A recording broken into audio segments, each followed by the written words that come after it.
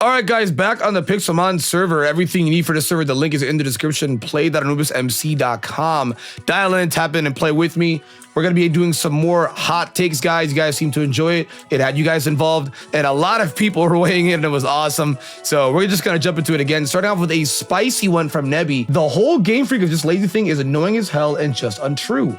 Criticize games being pumped out too often, too early, and not with polish, but that doesn't mean a team working on it aren't doing anything.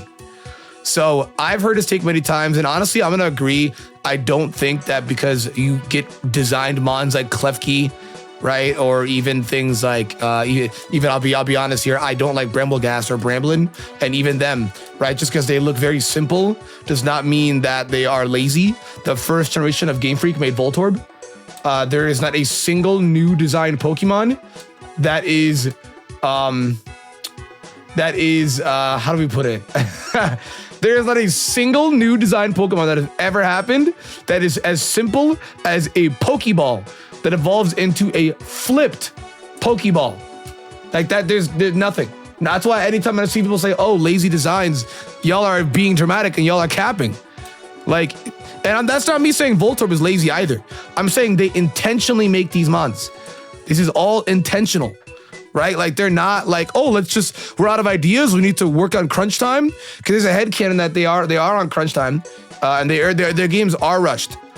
But the point though is that mainly just Game Freak being lazy. Game Freak is not lazy because they rush their games. The mons, there's two different development teams that actually design the mons and then actually work on the games, right? And as far as I know, right? And same time as well too, right? These mons, they put a lot of time into it. They do. They genuinely want them to look at this. It's intentional. Klefki is intentional. Voltorb is intentional, all right? So is Brambleghast.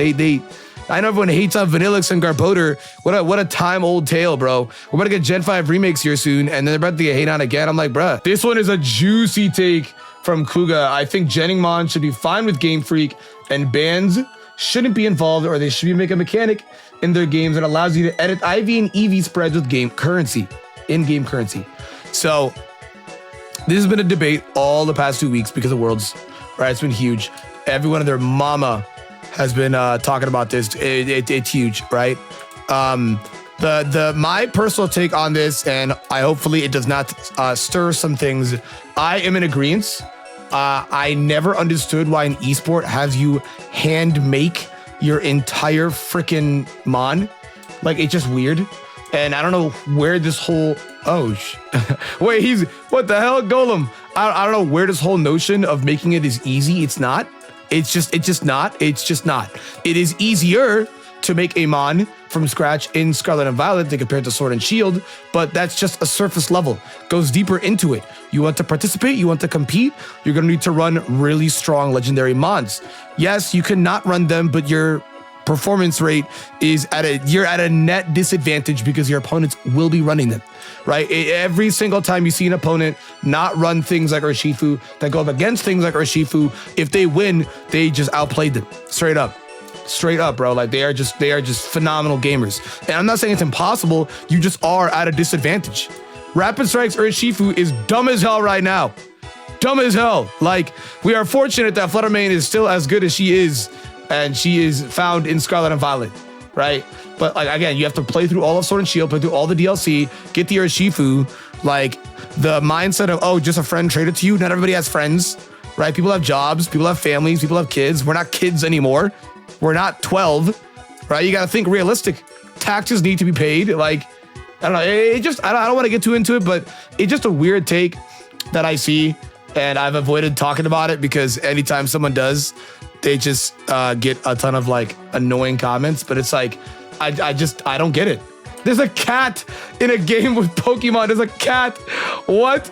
Anyways, yeah, no, I don't know, man. It's just, I think Game Freak should make a legal method that alternative what it does is, okay, you want to hatch the mons, catch the mons, legit, whatever, for the in-game playthrough, for your own collectathon, go ahead. But if you want to participate in Worlds, they should have like a simulator pass or something. It's essentially Jenning, but legal, where it programs the mons aside, whatever you want, however you want it, kind of like Showdown, but you can only use them via like, to compete. right? Because why would you need to use it for a raid? Are you that ass? So I don't know. I just might take. Let me know what you guys think. It's very 50-50. It is super 50-50. So I've never seen a community so 50-50 out of take like this before. So let me know what you think. Yo, Carter's got a spicy take saying DLC was the worst decision Game Freak made during Switch era. So I respectfully, I'm gonna have to a little bit disagree with this, but I feel like I might be a hot take with that. And I don't know if this is too much of a hot take. All I know is that Isla Armor was a little underwhelming, not even a lot. It was essentially only made for, what is it, or Shifu Pass 1, and 2, like a little collection pass. Like you're essentially paying like what? $15 to get mods imported. Was it 15 total for most of the passes or 15 each? I don't remember. Either way, you paid 15 and you're essentially just getting these mods, right? That's just, or you already had it before. I feel like if the DLC actually gave a lot more content, Crown Tundra was great. I liked it. It again was still a fetch quest, which Game Freak said there's a lot of fetch quests for, but I didn't mind it. I actually enjoyed Crown Tundra. I just think Isla Armor was a little underwhelming. Like the stuff that was cool about it was cool, like mustard and Kung but like that was it. That was it. That was it. It's like whatever her name was, Christy. Whatever the hell her name was. Is she not Christy? She was cool, but the other guys got superpowers. So it's like, hey, you like her more? Well, the other guys got superpowers, so there's a reason I like them. I don't know. I wish there was more content for sure, right? And I remember there was a whole fiasco about like, is Victini in the tournament in the second DLC? He was not. I don't think Victini ever launched in Sword and Shield, unless I'm wrong. Unless I really just was tapped out. Was it like a mystery gift? I don't think Victini ever launched. Regardless, man, that Victini drama was hilarious. But regardless, man, I think if the DLC had more content, I think people would be fine with it. But I don't know. I definitely see where this take is coming from. I definitely do. I know people were always saying it was weird how Game Freak doesn't actually have like DLC when most modern games do. So it's interesting for sure, but I don't know. You guys let me know what you think. I'm in the middle ground with this. Like I can see the point, but I also don't like fully agree. So let me know what you guys think down below. Yo, we got a real hot one from Legacy Deluxe stating mainline Pokemon should have never made the leap to open world exploration. Wow, it works for Legends Arceus due to the experimental nature of the game, but Scarlet and Violet suffer heavily from they suffer heavily from none of the overworld locations having any sense of personality except for the school. You know what's crazy is I do think this is a hot take because I know some people want sprites, some people want open world, but at the same time as well too, I think with the Scarlet and Violet one, I kind of agree. I think the game just wasn't ready. It really wasn't ready, right? Like Legends, it kind of worked out because Legends is a lot smaller. Like I cannot express how much smaller Legends is in compared to Scarlet and Violet, bro. Like, dude, Scarlet and Violet is massive, man, and it's getting DLC. So with all the clunkiness and the overall performance issues Scarlet and Violet had, I've seen this take rise more and more with a ton of Pokemon fans in the community. Just due to the fact that it is literally more of a buggy mess than Sword and Shield.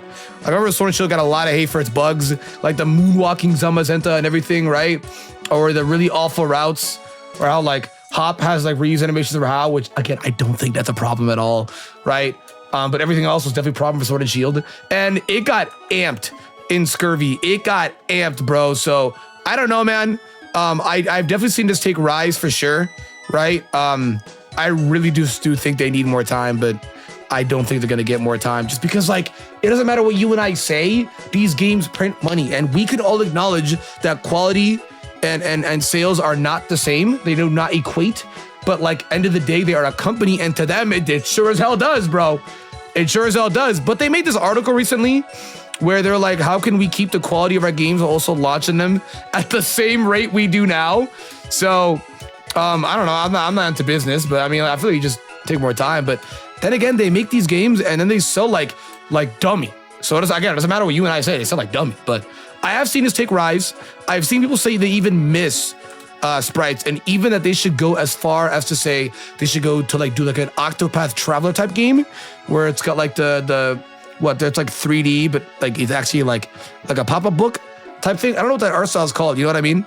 Where it's like that. And I've seen some people want it like that. And I think that'd be cool, but I don't think they would ever do that for a main title. I still think Scarlet Violet is definitely an upgrade from Sword and Shield for sure, but there's also a lot that, is not. Like, again, my personal hot take for this video, guys, I think that when people were complaining about bad animations in Sword and Shield for the move animations, they got to put that same energy as Scarlet and Violet, bro. Scarlet and Violet move animations, man, I don't know. It feels so boneless.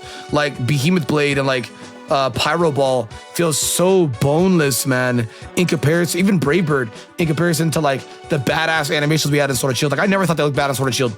Double kick, obviously, yeah, but I don't care about double kick. I'm using double kick for all of 2 seconds. So that's my hot take. That is my hot take. But yeah, guys, that's the video. Again, if you want to submit some more hot takes, guys, drop them in the comments down below. Do you agree or disagree with the majority of the takes we got in today's video? And again, guys, play.nubusmc.com. Come play with me, come dial in. Thank you for watching, and I'll see you guys